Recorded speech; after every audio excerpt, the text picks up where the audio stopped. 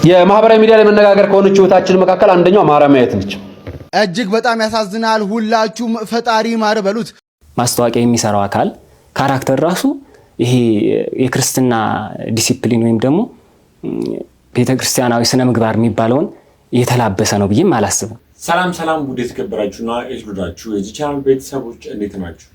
ሰሞነኛ ወቅታዊ አነጋጋሪ የሆነ ቪዲዮዎችን ይዤላችሁ ቀርቤያለሁ። ታዲያ ቤተሰቦች እንደ ሁልጊዜውም ለቻናላችን አዲስ ከሆናችሁ ቻናላችንን ሰብስክራይብ፣ የምንለቃቸውን ደግሞ ቪዲዮዎች ላይክ ያደረጋችሁ አበረታቱን።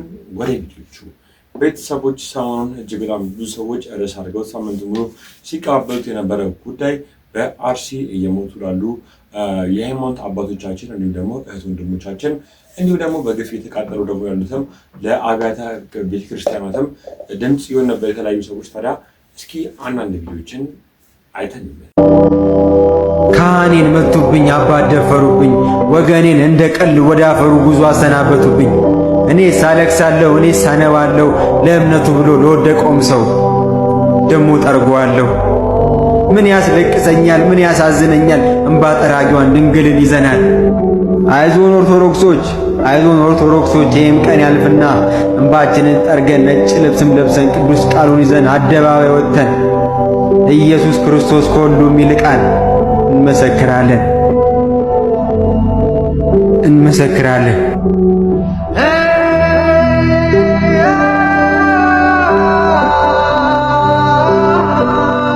ሰዎች ከአንድም ሁለት ሶስት ጊዜ በአርሲ ጉዳይ ላይ በየአመቱ የተለያዩ ሰዎች ሀሳብና አስተያየታቸውን ይሰጣሉ። ታዲያ በየአመቱም ይሄ ነገር አጀንዳ እየሆነ እጅግ በጣም ብዙ ሰዎችንም እያሳዘነ ይገኛል።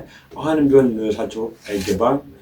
በአርሲ ለሞቱት እናትና አባቶቻችን ወንድሞች፣ ቤተሰቦች የኢትዮጵያዊ የጃንደረባው ትውልድ ጀግና የሚባለው ዲያቆን ሄኖክ ኃይሌ ለምንድን ነው እንደዚህ አይነት ጉዳዮች በኢትዮጵያ ሲፈጸሙ ድምጽ የማይሆነው? ዲያቆን ሄኖክ ኃይሌ ለዝማሬ ብቻ ነው ወይ የመጣው ብለው የተለያዩ ሰዎች የግል ሀሳብና አስተያየቶችን እየተቀባበሉ ይገኛሉ። እናንተስ ምን ታላችሁ? በዚህ ዙሪያ ላይ ወንድማችን የሚናገረውን ነገር ሰምተን እንመለስ። የነ ሄኖክ ኃይሌ ማህበር ጃንደረቦች ምን መሰላችሁ የሚያደርጉት? ቤተክርስቲያን በሰላማዋ ጊዜ መጡና ነጠላቸውን በዚችም ጣል አድርገው መልአክ መስለው ጧፋቸውን ይዘው ቤተክርስቲያንን አንተውም ከቶ እያሉ መልክ ይሰሩብናል። መልክ ማለት ነው። ከዛ ቤተክርስቲያን መከራው ስትወርቅ ችግሩ ስትገባ የቤተክርስቲያን ልጆች ስለ እምነታቸው አንገታቸውን እንደ በግ ሲታረዱ አብያተ ክርስቲያናት ሲወድሙ ሲቃጠሉ እነዚህ አካላቶች የት እንዳሉ ራሱ አታውቅም። ሲጀመር ጃንደረባው የሚባል ማህበር አለን ብለህ ትጠይቃለህ፣ ትረሳቸዋለህ። እንደው በአርሲ እግዚአብሔር አምላክ ፈቅዶ ሰላምን ያምጣና ስለነዚህ አካላቶች በደንብ አድርጌ እመለስበታለሁ። በደንብ አድርጌ የሰማችሁት ነው። ቤተሰቦች የተለያዩ ክብረ በዓላቶች ሲመጡ እንዲሁም ደግሞ ጃንደረባው ሚዲያ ምን እንደሚያዘጋጅ ታውቃላችሁ አስባለሁ። የአላፋት ዝማሬን እንደሚያዘጋጅ ሁላችንም እናውቃለን። ታዲያ ይሄን የመሰለ ታላላቅ የሆነ ፕሮግራሞችን የሚያዘጋጅ ሄኖክ ኃይሌ እንደዚህ አይነት ታላላቅ የሀዘን መግለጫዎች ሀገራችን ላይ ሲሰጡ ለምንድን ነው ከፊት ቀድመው የተለያዩ ሀሳብና አስተያየቶችን የማይሰጡት የተባለ ነበር። ታዲያ እናንተስ በዚህ ዙሪያ ላይ ምን ታላላችሁ? የተሰማችሁን ሀሳብና አስተያየት ኮሜንት ላይ አስቀምጡ። ቤተሰቦች የተለያዩ አባባሎች አሉ ኢትዮጵያ ውስጥ። ታዲያ እጅግ በጣም ብዙ ሰዎች ደግሞ ኢትዮጵያ ውስጥ አሉ ከሚባሉ አባባሎች ብዙ ሰዎች አብዝተው የሚፈሩት አባባል ሰኔና ሰኞ መግጠም የለባቸውም ይባላል። ታዲያ እናንተስ ከዚህ ቀደም ላይ በህይወታችሁ ውስጥ ሰኔና ሰኞ ገጥሞ ምን አይነት ነገሮች አጋጥሟችሁ ያውቃሉ? እስኪ ቪዲዮውን አይተን እንመለስ። ነገ ሰኔና ሰኞ ይገጥማሉ። ምን አይነት መጥፎ ነገር ይፈጠር ይሆን? በማህበረሰባችን ሰኔና ሰኞ ሲገጥም መጥፎ ነገር ይፈጠራል ተብሎ ይታሰባል። ምሁራንስ በዚህ ጉዳይ ላይ ምን ይላሉ? የታሪክ ባለሙያው አቶ በላይነህ ስጦታው ቀናቱ መግጠማቸው በራሱ የሚፈጥረው ምንም አይነት ለየት ያለ ጥፋት እንደሌለና ማህበረሰቡ እነዚህ መሰረተ ቢስ ልማዳዊ አመለካከቶችን ሊቀይር እንደሚገባ ገልጸዋል። በታሪክ ሂደት ውስጥ ሰኔና ሰኞ የገጠሙባቸው በርካታ ዓመታት ተመዝግበዋል። በእነዚህ ዓመታትም ሆኑ በሌሎች ወቅቶች በርካታ ጉዳዮችን መነሻ ያደረጉ አውዳሚ ጦርነቶችና ከዛም የከፋ አሰቃቂ ክስተቶች መከሰታቸውን ታሪክን በማጣቀስ አብራርተዋል ምሁሩ። ነገር ግን ክስተቶቹ በቀጥታ ሰኔ ወር ከሰኞ ከመቅጠሙ ጋር ሳይሆን ልክ እንደ ሌሎቹ ቀናት የገጠሙ ተራ ክስተቶች መሆናቸውን ተናግረዋል።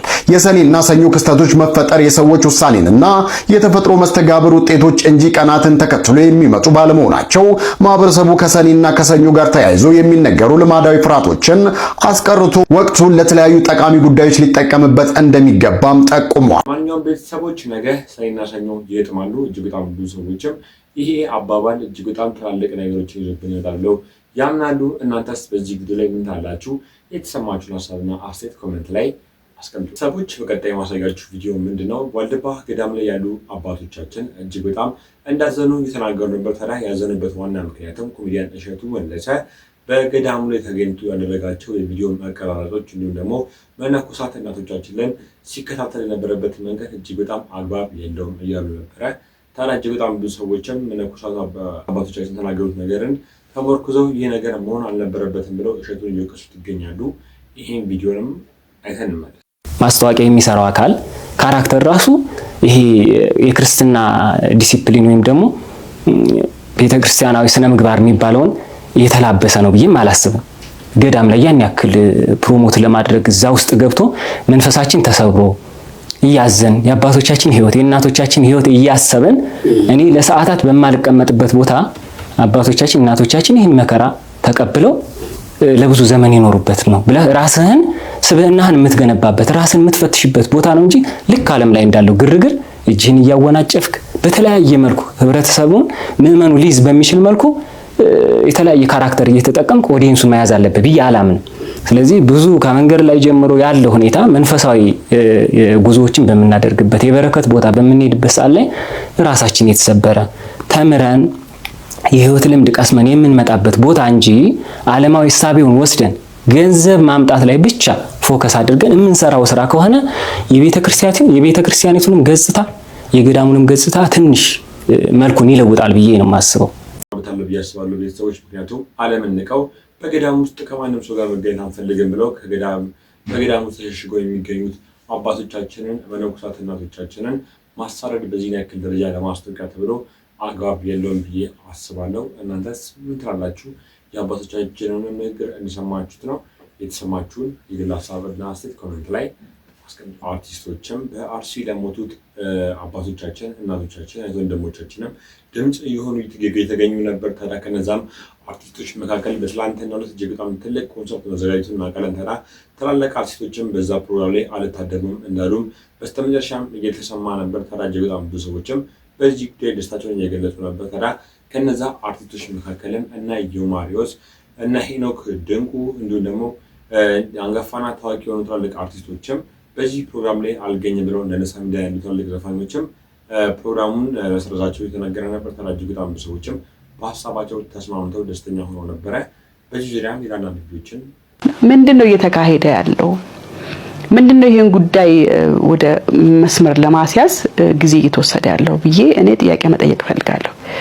በርካታ የኪነ ጥበብ ሰዎችም ጥያቄ እያቀረቡ ነው ያሉት። አርዱ መጣል ምን ይባላል? ማቃጠል 100 ዓመት የቆየ ቤተክርስቲያን ማቃጠል መቼ ነው የሚያበቃው? የወገን ሞት መቼ ነው የሚያበቃው? መርጧል ቃሽ ትባላለህ ስትናገር። በርካታ ከእምነቱ ውጭ ያሉትም ሰዎች እንደዚሁ ተቃውሟቸውን እየገለጹ ነው ያሉት። በርካታ ሰዎች ለወደፊትም ቢሆን እንዲህ አይነቱን ኢሰብአዊ ትርጉም እቃወማለሁ። ምክንያቱም ይሄ ሰብአዊነት ጉዳይ ነው። እንደ ሰው ልጅ ጅል ፍጥረት የለም እዚህ ምድር ላይ። የሰው ልጅ ከቀብር መጥቶ ሞትን ይረሳል። ሟች መሆኑን እንኳን አያስታውስም። ሰው እዚህ ምድር ላይ እርግጠኛ የሚሆንበት አንድ ነገር ቢኖር ሟች መሆኑን እና ሟች ሆኖ በሚኖርበት ምድር ላይ ሰው ለመግደል ማሰብ፣ ሰው ለማሳደድ ማሰብ፣ ሰው ለማጥፋት ማሰብ፣ ጦርነትን ማሰብ፣ ሰዎች ላይ ክፉ ነገሮችን ማድረግ ማሰብ ምናምን ሳስበው የሚገርመኝ ሁሌ ነው ሳስበው ምስቀው። አሁን ለምሳሌ በጣም ብዙ ነገሮች እዚህ ይጀምራሉ እሰራለሁ እና ሁሌም እየሰሩት ሳልጨርሰው ልሞት ይችላል ይሆናል ብዬ አስባለሁ።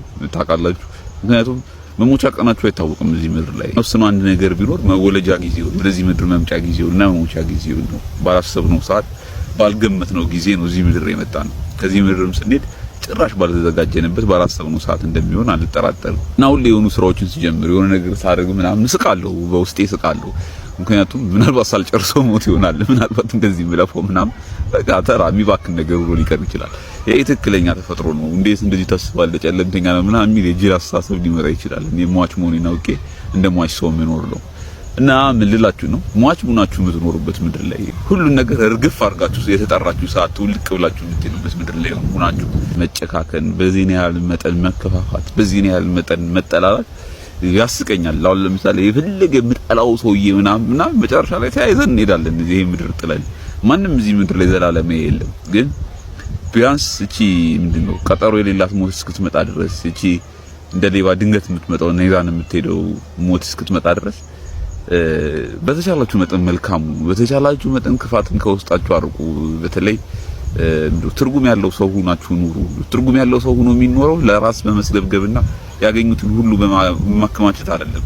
ትርጉም ያለው ሰው ሆናችሁ የምትገኙት ለማህበረሰባችሁ፣ ለሀገራችሁ፣ ለህዝባችሁ፣ አጠገባችሁ ላለው ለየትኛውም ሰው መልካም ሆናችሁ በመገኘት ነውና ሰሞኑን እዚህ ማህበራዊ ሚዲያ ላይ በጣም ብዙ ክፉ ነገሮችን እያየን ነው፣ በአይናችን ከምናየው በተጨማሪ ማለት ነው። ለማንኛውም ይሄን የምታዩ ሰዎች ጠቅላላ ቢያንስ ስትኖሩ እንደማች ሰው ኑሩና ብዙ አትስገብገቡ። ምንም መጨረሻ ላይ አንድ ላይ ነው የምሞተው። ሰማች ነው። እጅግ በጣም ብዙ ትላልቅ አርቲስቶች ነበር ድምጻቸውን ሲሰጡ የነበሩ ሳምንቱን ሙሉ። እጅግ በጣም ብዙ ሰዎችም በዚህ ዙሪያ ላይ ተስማምተውበታል ብዬ አስባለሁ። ምክንያቱም ለጥሩም ለመጥፎም ጊዜ ትላልቅና አንጋፋ ታዋቂ አርቲስቶች ከህዝብ ጎን ሊቆሙ ይገባል እየተባለ ነበር። እናንተስ ምን ትላላችሁ? የተሰማችሁን ሀሳብና አስተያየት ኮሜንት ላይ አስቀምጡ። ሌላ ደግሞ ቤተሰቦች እጅግ በጣም በሚያሳዝን ሁኔታ አትሌቱ ሌላኛውን አትሌት መተታርገህብኛል ብሎ ህይወቱ እንዲጠፋ አድርጓል እየተባለ ነበር። ታዲያ ተስፈኛውን አትሌት ለምንድነው ህይወቱን የቀማው እየተባለ ነበረ። ይህን ቪዲዮንም አይተን እንመለስ። መተት አስደርገህብኛል በማለት አትሌቱ ሌላኛውን አትሌት በጥይት ተኩሶ መግደሉ ነው እየተነገረ የሚገኘው። በትላንትናው ዕለት እጅግ በጣም አሰቃቂና ዘግናኝ የተባለ ግድያ በአትሌቶቹ መካከል እንደተደረገ መረጃዎችን እየተመለከትን እንገኛለን። የምትመለከቱት አትሌት የይስ ይባላል፣ እንዲሁም ደግሞ ገዳዩም አትሌት ደረሰ ይባላል። ሁለቱም አትሌቶች በሰንዳፋ ለረጅም ጊዜ ልምምዳቸውን ሲያደርጉ የቆዩ ቢሆንም አትሌት ደረሰ ለረጅም ጊዜ ማለት ነው በአትሌት የይስ ላይ ቂም በቀል ወይም ደግሞ መተት አስደርገህብኛል በማለት ማለት ነው ለረጅም ጊዜ የቆየ ጸብና ጭቅጭቅ እንደነበረ መረጃዎች እየወጡ ይገኛሉ። ነገር ግን ይህንን አለመግባባት ለመፍታት በሽማግሌዎች እርቅ የተፈጸመ ወይም ደግሞ እርቅ እንዲያደርጉ ጥረት የተደረገ ቢሆንም እንኳን በፍጹም ሳይሳካ ቀርቶ አትሌቶቹ በልምምድ ላይ በነበሩበት ሰዓት አትሌት ደረሰ የተባለው የምትመለከቱትን የይስ የተባለውን አትሌትም እንግዲህ ጥይት አውጥቶ ተኩሶ እንደገደለ ነው በአካባቢው ላይ የነበሩ ነዋሪዎች የተናገሩ የሚገኙት። ይህን ወንጀል ከፈጸመ በኋላ ሮጦ ለማመለጥ የሞከረ ቢሆንም በአካባቢው ላይ በነበሩ ገበሬዎች የተለያዩ ተኩስ ልውውጦች ተደርገው ወንጀሉን የፈጸመው አትሌት ከነመሳሪያው እጅ ከፍንጅ ተይዞ ለፖሊስ እንደተሰጠና በህግ ጥላ ስር እንደሚገኝ ነው እየተነገረ የሚገኘው። በትናንትናው ዕለትም አትሌት የይስ በመኬ ማርያም ስርዓተ ቀብሩ እንደተፈጸመም ተነግሯል። እጅግ በጣም አሳዛኝና ዘግናኝ ነው ለመላው የአትሌቲክስ እንዲሁም ደግሞ ለኢትዮጵያ ሕዝብ እጅግ በጣም አሳዛኝ የሆነ ዜና ሆኖም አልፏል። በዚህ ጉዳይ ላይ ሀሳብ ካላችሁ ኮሜንት ላይ አጋሩኝ። በዚህ ጉዳይ ላይ ግን ተጨማሪ አዳዲስ መረጃዎችን የማገኝ ከሆነ አጋራችኋለሁ። ፕላስ ምልክቷል ተጨናችሁ አብራችሁ ይቆዩ። መልካም ቀን ይሁንላችሁ።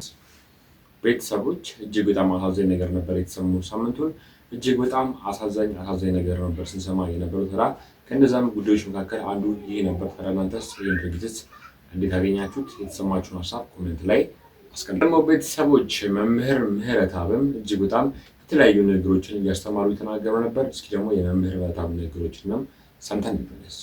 በዓለም ላይ ትልቁ ሀብታም ባለው ነገር የሚደሰት ሰው ነው። በቃ እናንተ ደስተኛ መሆን ከፈለጋችሁ፣ አመስጋኝ መሆን ከፈለጋችሁ፣ እግዚአብሔር ደስ እንዲለው ከፈለጋችሁ ባላችሁ ነገር ተደሰቱ። ካላችሁ ነገር መቁጠር ጀምሩ። አሁን እጃችሁ ላይ ካለ ሩቅ አትሂዱ። እኔን እያያችሁ ነው። ጸጋ እኮ ነው። እናንተን እያየሁ ነው።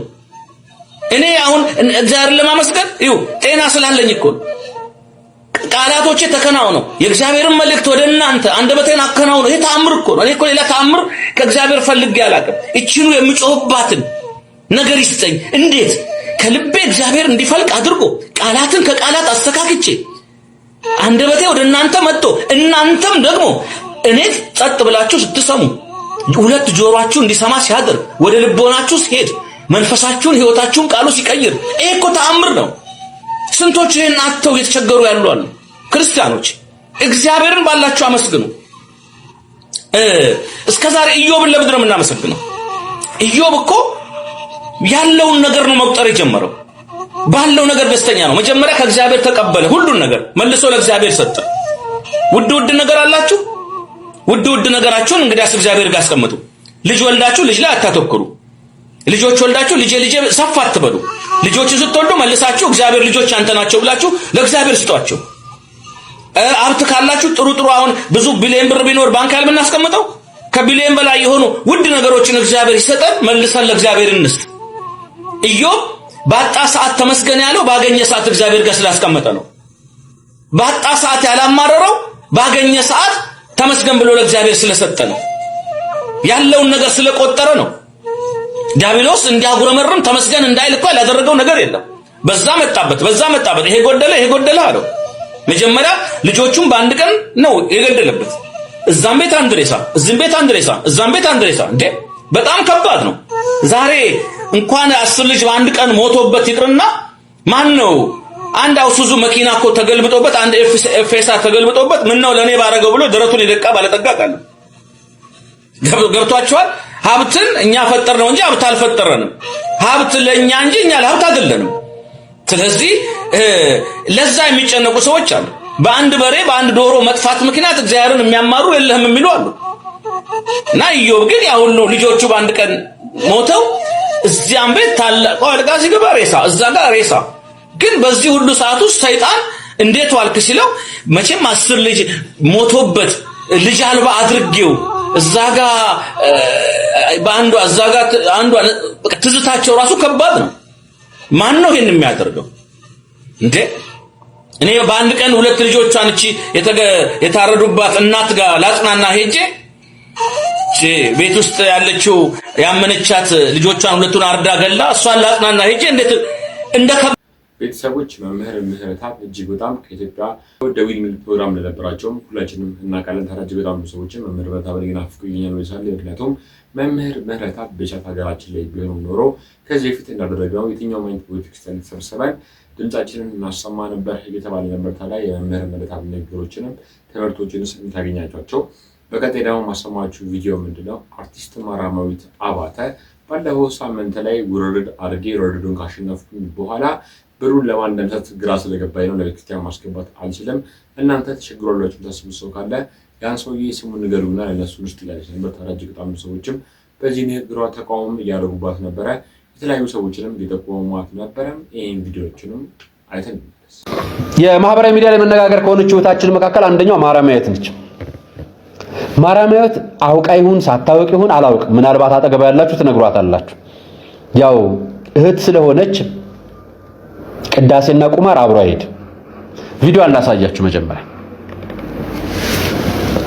ተናርፈዳችሁ ደማይንድ ባይነ ጠላፍ ሊስት ከቅዳሴ መምጣቴ ነው። ሰው ትላንትና ፒኤስጂን ብዬ 300 ሺህ ብር ቁማር አዝዤ ነበረ እና በልተነዋል። ወይኔ ኤምባፔ ግን ምን አይነት ያልታደለ ልጅ ነው። እሱ ሲወጣ ጠብቀው በሉ አይደል? እኔ በጣም ነው ኤምባፔን የምወደውና እሱ ያለበት ክለብ በሙሉ ሁለተኛ ክለቤ ነው። ኤኒዌይ ግን ቁም ነገሩ the pride of London is Chelsea bro. London will always be blue for Arsenal fans.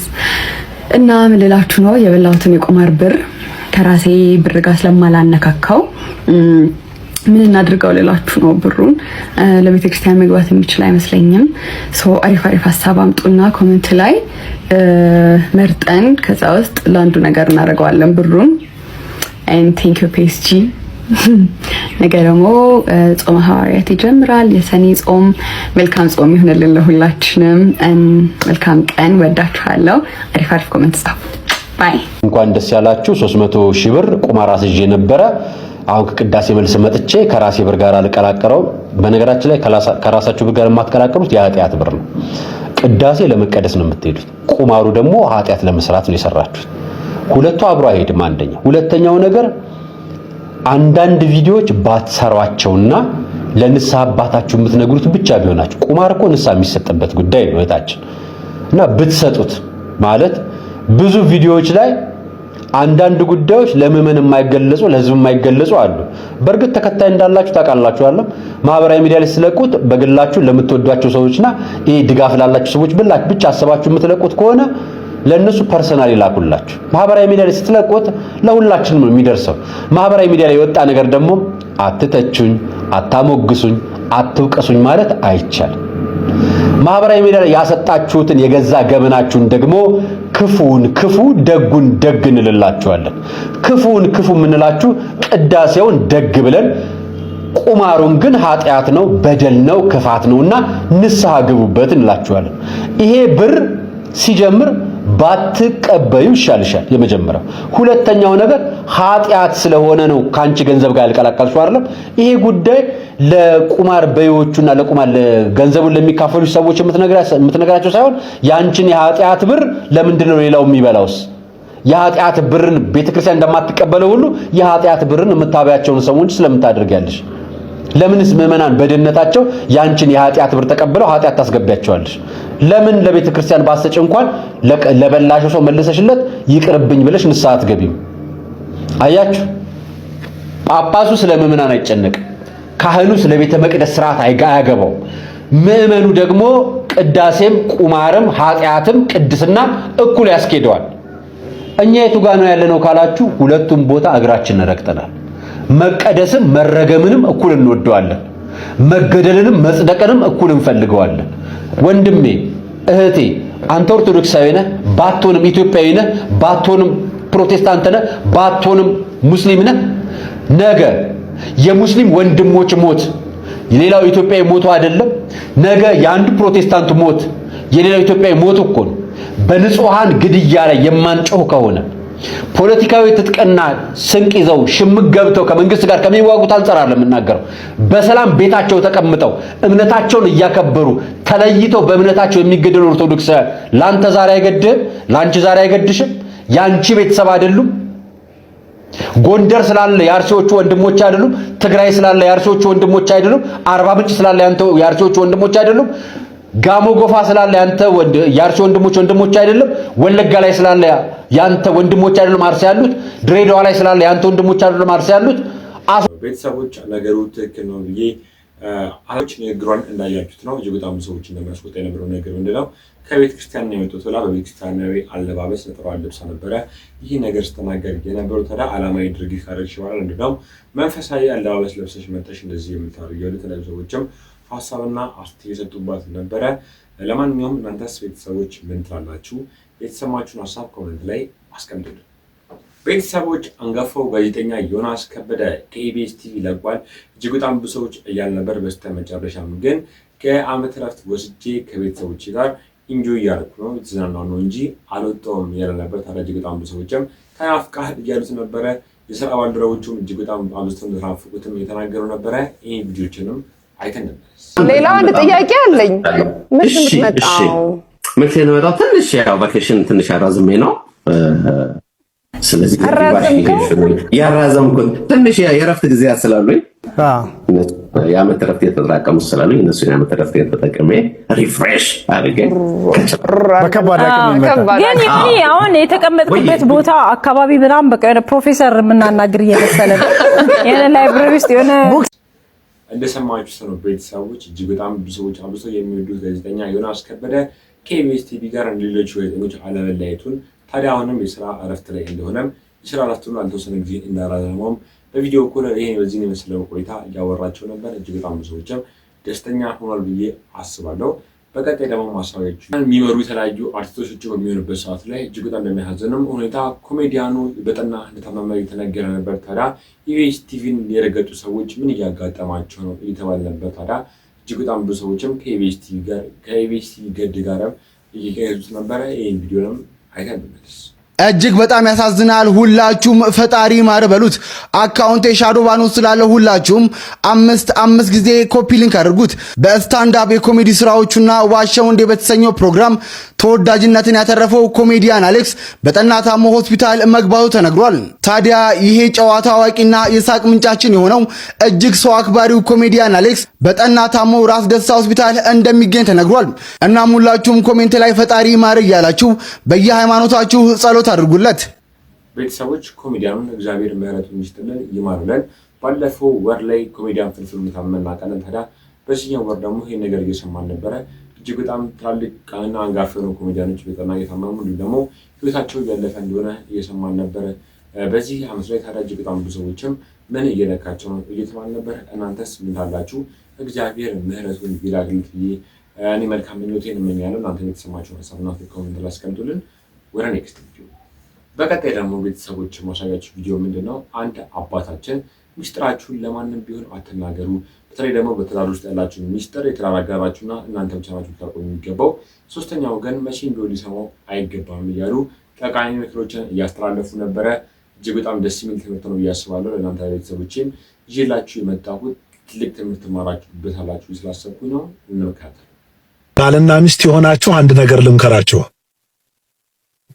እግዚአብሔር ሰው ብቻውን ይኖር ዘንድ አግባብ አይደለም፣ ረዳት እንፍጠርለት አለ።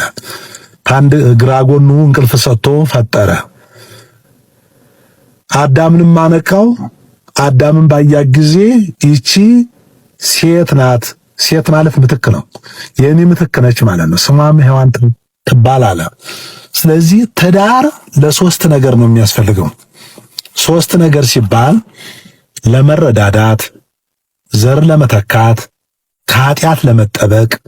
እነዚህ ሶስት ነገሮችን ማንኛውም የትዳር አጋር መርሳት የለበትም። ሌላ ዓላማ የለውም። መረዳዳት ሲባል በአጠቃላይ በዚህ ዓለም ላይ ስንኖር ከአንድ እጅ ሁለት እጅ እንደሚባለው፣ ከአንድ ብርቱ ሁለት መድኃኒቱ እንደሚባለው መረዳዳት አንዱ የጎደለውን አንዱ ማገዝ ግድ ነው። ቢያንስ በ24 ሰዓት ውስጥ የ10 ደቂቃ የውይይት ሰዓት ይኖራችሁ። መኮራረፍ፣ መራራቅ፣ መደባበር ያሰፋዋል ችግራችሁን። ስለዚህ የውይይት ሰዓት በ24 ሰዓት ውስጥ 10 ደቂቃ ግድ ነው።